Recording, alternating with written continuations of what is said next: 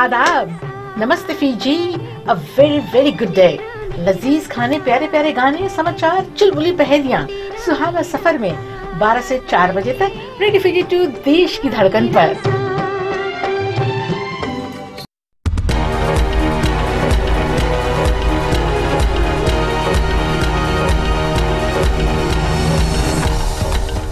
Nisambulu binaka sai kuengo na leleka ni nonda tukutuku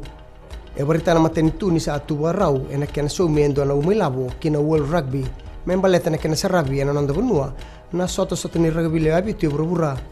ngona beka e bandita ko aya se kayum e na palimende ndindai e na kena so mine batataro mai na itoni beisanga se da buna e siang ni sarabi kina nondra to lande na lomunrara na dorbo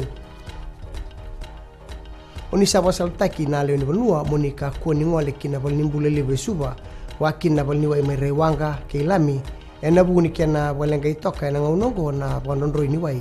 ni ngunu kabu mai na raki sosua nduru maki ena moni madau saoti ndinangani so na kisi rse dingo mitunga merra nangarabi ia ena betambana me bagatak na vida mbati dikibini mata wakina bengarabni oncology ke na gynecology se songo tiko na ngongo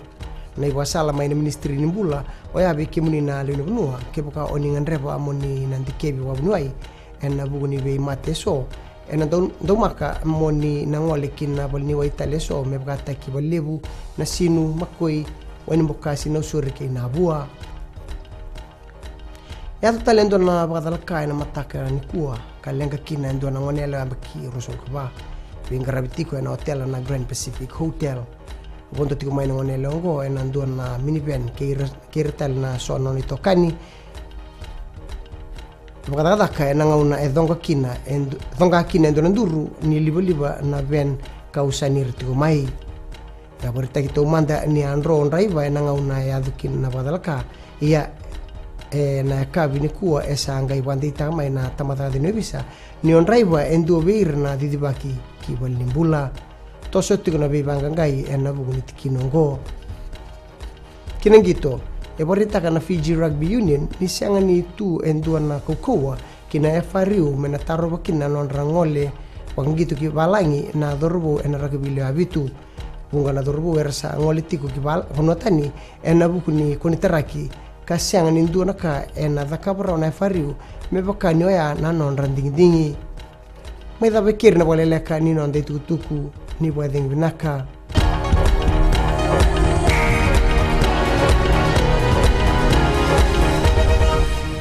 Saruan dulu na kaloko na Radio Fiji 1 ando may biti na buongga ni binano. Nisambula binaka na ngono baro taki ni rongo sere na ngono ni reko malolo. Nisambula binaka. Oye wa meli kilangi. Ningi nama ketu mana nongo bengerawi mai na moni tiki na warombuka na rua kina wana kaloko na ngauna ni rongo mani sana. Vaki na wano na ngauna ni rongo sere na Radio Fiji 1 na ndomo ibiti na buongga ni biyanu yanu.